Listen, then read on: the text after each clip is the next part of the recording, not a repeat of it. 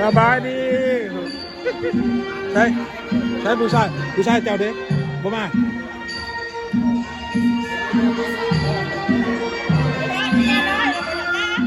ฮะ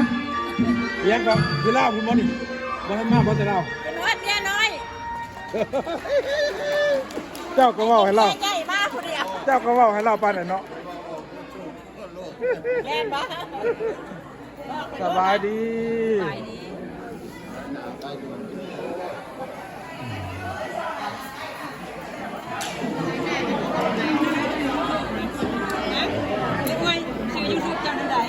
อันโอบีพาเราที่ข่าวเบิ่งส่งน้อยๆบ่เป็นนั่นคนติดตามได้ใช่ไหมล่ะคนติดตามได้คนก็มากมากเลยได้ยินได้จังว่ามันปปากก็มันต้องได้ปากได้บาดนี้ได้เท่าไรล่ะซับคนติดตามบ่หลายดอกซับบ่หลายบ่หากระเหตุบ่หลายดอกก็เหตุเจ้าแอบแพงเด้องานยังมื้อนี้งานยังมื้อนี้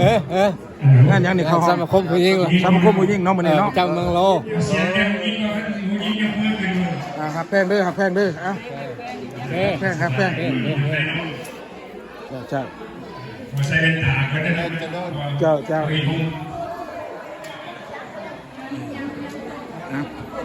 นกอีกก่อนต้องไปเอาปูด้วยนี่คือปูมันเนี่ยข้างของพื้นที่กันเป็นบุญสมคมไม่ยิงลาวไปแต่ของโลกด้วยขอขอบใจนั่นก็ลาวสมาชิกได้พี่แล้วก็พี่ได้เกียรติเข้ามาในรายการโอเคงานยังมื้อนี้งานยังน้องอะไรบูธสมาคมสตรีเราอยู่เมืองโลกเนาะอยู่เมืองโลเวลเขาแล้วก็สัจจุดนี่แหละบุญสมาคมแต่ว่าบริเวณทัวร์มาฟังความเมียนั่นแต่ไม่มีเป็นต้นไปคิดว่าเจ้าจะมาเสิร์ฟกันเนาะเมียใส่เจ้าก็มาเสิร์ฟกันเนาะไอ้ฟังความเมียไหนดูดีไหมฮะโอเคก็มาในที่นี่ท่านเนี่ยเราไปเนาะบริเวณฟังความเมียคนนั้นจะเรียนเนาะผู้นั้นเงินหลายกลุ่มผู้นั้นเจ้าสู้เขาว่าผมชอบไก่นี่อาชีพใหญ่รถชาวบ้านเขา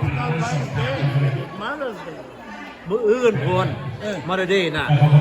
ถ้าเอามือให้เอามือน่ะมืออื่นห้ามได้เขาว่าวันยังมือนี่มาได้มืออื่นพรีบอกแล้วพวกเจ้ามามือนี่มืองานยังนี่งานมาเตอร์สเตย์งานสมาคมผู้หญิงสตรีผู้หญิงเนาะไม่ว่าคือจริงก็เป็นประมาณ5 นาทีไม่ใช่ถึงกันเปิดรายการแฮปฟันครับ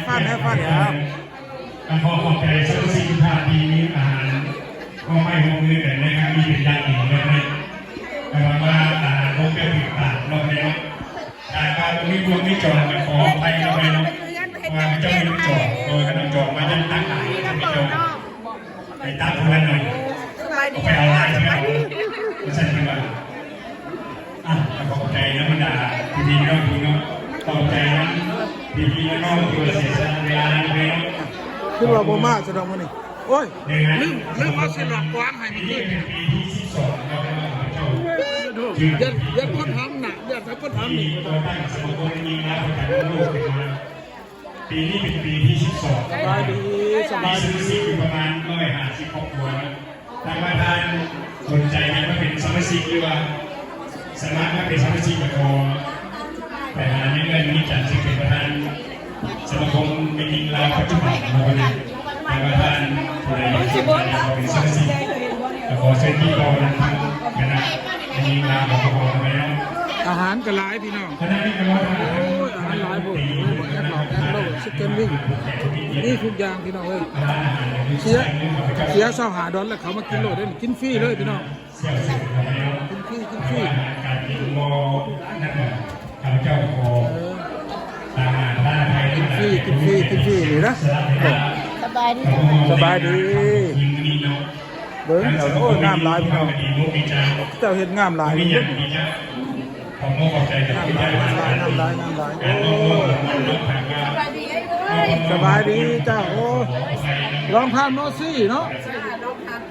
เจ้าญาติไปอยู่ซั่นขายแล้วบ่เฮือนอยู่หั่น หายไปไหน โอ้แม่นบ่ หายไปซื้ออยู่เต็มสปอร์ต โอ้ให้ก็มันอยู่นอกโอเคโอ้อีเบบี้เจ้าใหญ่แล้วเนาะใหญ่กว่าซุ้มกว่าเจ้าแล้วบ่ ฮัลโหล ซุ้มกว่าเจ้าได้เนาะ ไม่ได้บอกอะไรครับไม่ได้บอกอะไรการเล่าการมา จบแล้ว คนนั้น กินได้เด็กเลยนี่ โอ้ดีใจได้ดีใจได้เห็นเจ้า แล้วไป น้อง ละ ภาพบ่เห็นเนาะ ยังตอนของสุเวลาหลังจากประดาแขกผู้เกียรติประธานอาหารพิธียังไงเลย อย่ากินหลายเด้อมันสิอ้วนเด้อเจ้ากินหลายบ่ได้เด้อมันอ้วนเด้ออาคีพให้ก่อนในนี้นะตัวไหนนี่ได้เอาตัวไหนก็ได้ ก็ไปแล้วเจ้าสิงห์เป็น thank you มันเป็นอย่างนี้มาแล้ว thank you ก็เรื่องของภาษาในบ้านเราเราเนี่ย โอ้งามหลายพี่น้องเลยโอ้จะเป็นงามหลายนี่นะ ทำได้อีกทีนึงเราสำหรับผมเป็นงานปีนี้กับปีนดีใจที่ได้จัดงานถึงเพื่อรวมเพลงเป็นสารพีนะครับแล้วก็เป็นยิงงานเรื่องครอบครัว อันนี้เฮาเสีย2 5 ดอลแล้วเขามากินฟรีเนาะกินฟรีเลยโอ้ก็ดีนะนี่ได้ซื้อแต่เบียร์กินเนาะ ซื้อแต่เบียร์กับน้ำ ซื้อแต่เบียร์กับเหล้า เบียร์ได้กินฟรี จ้า ประกาศเป็นนกอย่างคุณบ้านไม่ได้ขอคุณบ้านใหญ่ไม่ได้มาเดียวแต่ว่าประกาศอะไรที่ใช่คุณบ้านใหญ่คุณบ้านไม่ได้พระเจ้ากับบ้านใหญ่เกี่ยที่สองตามมาที่เจ้าว่าพระเจ้าเป็นประกาศว่าผมเป็นจะได้เห็นคุณมาลงหาทั้ง นางเอกกับพระเอกพี่น้องเอ้ย ในหัวเซ็นครับพาสังคมเป็นพวกหนึ่งเป็นนักบวชแนวเลยและเป็นนักบวชสังสี เฮ้ยรักษาเนี่ยเฮานะจะให้มันเสียของเฮาได้ ทางว่าการกินผัดทุกทองข้าพเจ้าตามหาสมก็มีลาไปทางลูก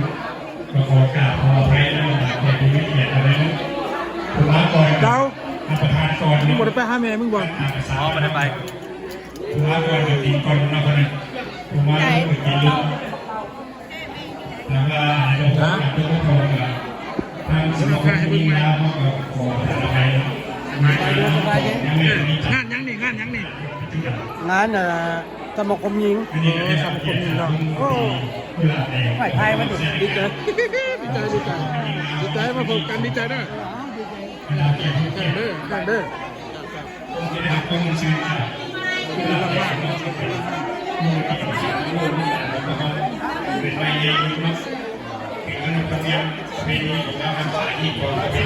ันจะสร้างข่าวเลยพี่น้องก็มาเสียช่องแบบ ประกาศเป็นโนทางมาทางน้ำมันแล้วก็อาหารกับใส่ อันนี้ประธานบ้านเด้อดีใจแขกขึ้นมาหลายดีใจ